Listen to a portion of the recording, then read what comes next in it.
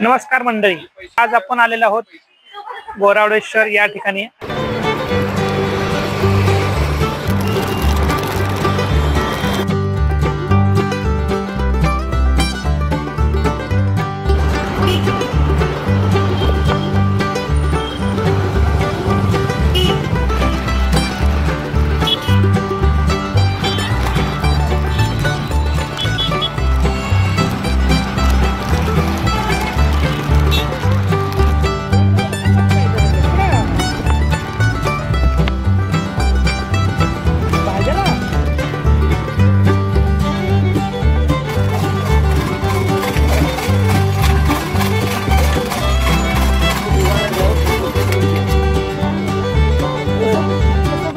नमस्कार मंडळी, तर आज आपण आलेलो आहोत पुणे येथील गोराडेश्वर या ठिकाणी। आणि इथं समोर बघा, इथं गोराडेश्वरची कमान दिलेली आहे आणि या कमानीतून आपल्याला आता आत जायचं आहे।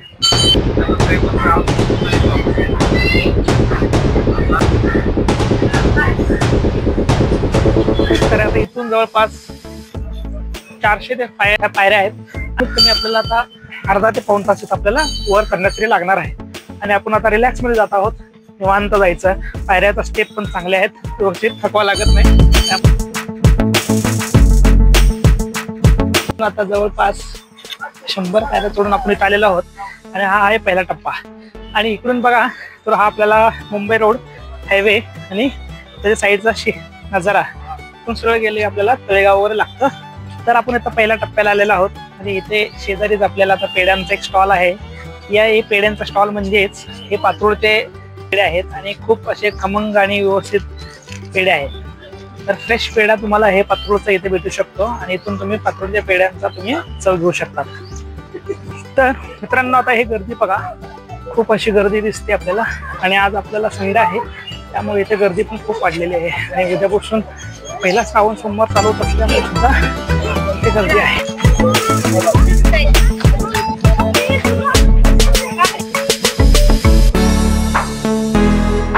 श्रीशैलमहून येतं आंध्र प्रदेश।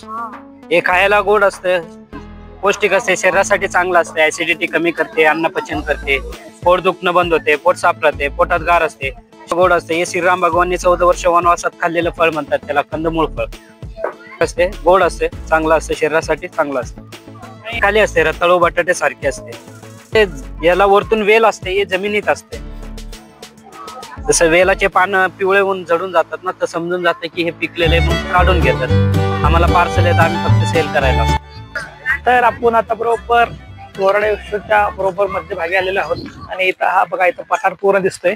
आणि आता इकडं जर पाहत असाल तर समोर इकडे सगळं गेलं तर तळेगाव, आणि तो बघा पूर्ण व्ह्यू आहे, तो पूर्ण जंगलाचा व्ह्यू आहे, तो मिलिटरी एरिया पूर्ण। आणि इथून आपला हायवे इकडं निगडीकडे जातोय। तर आता असा मस्त असा निसर्गरम्य हा पूर्ण व्ह्यू आपल्याला इथून पाहायला मिळतोय, थांबलेला आहे आणि इथला निसर्गाचा आनंद घेत आहे। तर समोरचा जो डोंगर दिसतोय हा, त्याला पार करून आपल्याला त्या डोंगरावर जायचंय आणि तिथं आपल्याला फायनल मंदिर भेटेल, जिथं आपल्याला शंकराचं मंदिर आहे ते तिथे भेटेल।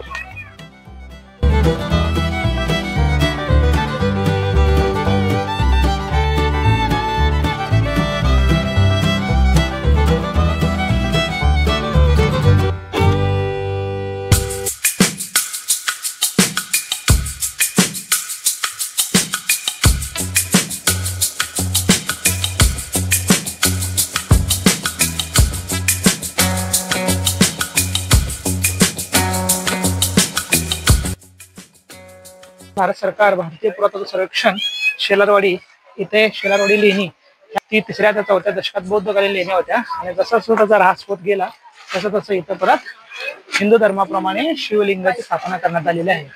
आणि आता आपण पाहत आहोत की या डोंगरामध्येच या पूर्ण लेण्या कोरलेल्या होत्या, ते बौद्ध।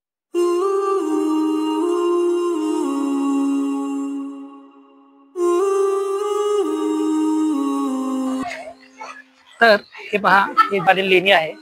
परिसरात जे काय आपल्याला तरुण वर्ग येतोय त्यांनी इथं बिलकुल कृपया करून इथं गैरवर्तन करू नये, कारण का आता आपल्या संस्कृतीला एक असा उठवण्याचे काम करता येते, तर असं होता कामा नये आणि आपल्या संस्कृतीचा बदनाम होता कामा नये. तर याची आपण नवीन जनरेशन, न्यू जनरेशन या लोकांनी मनापासून काळजी घेणं हे अत्यंत गरजेचं आहे सध्याच्या पिढीला.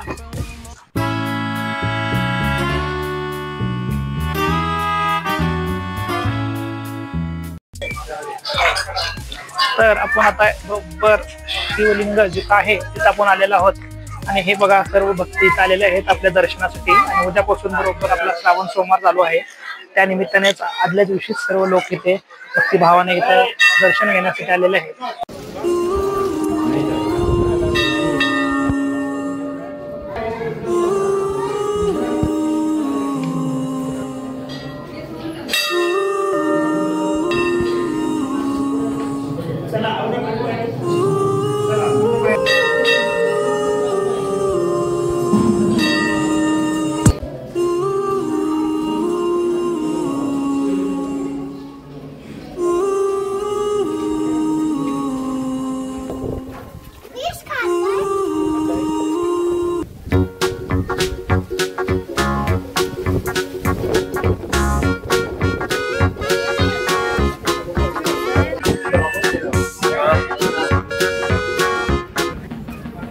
तर आलेला आहोत बरोबर लेण्याच्या डाव्या साईडला आलेला आहोत आणि इथे संत तुकाराम महाराज या ठिकाणीच येऊन आपले ध्यान करायचे आणि जे अभंग वगैरे लिहिलेले आहेत.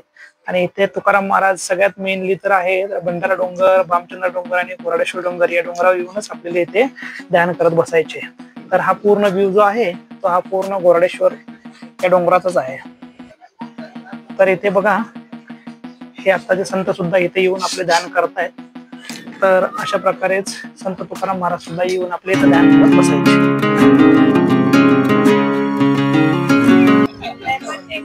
तर मित्रांनो तो पहा, तोच आहे आपला हा कुंडमेळ्याचा तो ब्रिज. ते बघा त्या जंगलातून कशी मस्त अशी ट्रेन चाललेली आहे आणि मस्त असा सुंदर हा नजारा दिसतोय. और एक कोरडेश्वर रेल्वे स्टेशन येते, तिथे ते स्टॉप घेईल किंवा तिथून सरळ जाईल. वाव. तर मंडळी इथे बघा किती मस्त असे हे लोक आहेत आणि फॅमिलीला घेऊन, छोट्या चिल्लू मुलांना घेऊन इथे एन्जॉय करत बसलेले आहेत. ते सर्वजण आता एकदम ट्रॅकिंग करून आलेले आहेत किंवा ट्रेक करायला चाललेले आहेत. मध्ये इथे ह्या बदलाच्या टप्प्यावर आहे ना ते रेस्ट घेत आहेत आणि असं खूप छान मध्ये असं निसर्ग. तर चला मंडळी कशा आहेत सगळे. तर आज आम्ही आलेलो आहोत कोरडेश्वर या डोंगरावर आणि आजचा संडे आम्ही इथे एन्जॉय केलेला आहे. आणि आता मी जस्ट डोंगरावर पूर्ण पाहून आम्ही रिटर्न चाललेलो आहोत. तर आज खूप असे आम्ही धम्माल केलेली आहे, मस्त मजा केलेली आहे आणि हा जो नॅचरल व्ह्यू आहे तो आम्ही आता पाहून आम्ही आता रिटर्न निगडीला निघाले आहोत. तर या व्हिडिओ मार्फत आम्ही तुम्हाला इथल्या सर्व काही गोष्टी आम्ही तुम्हाला दाखवतोय. त्या कशा आहेत त्या आम्हाला नक्कीच कळवा. थँक्यू.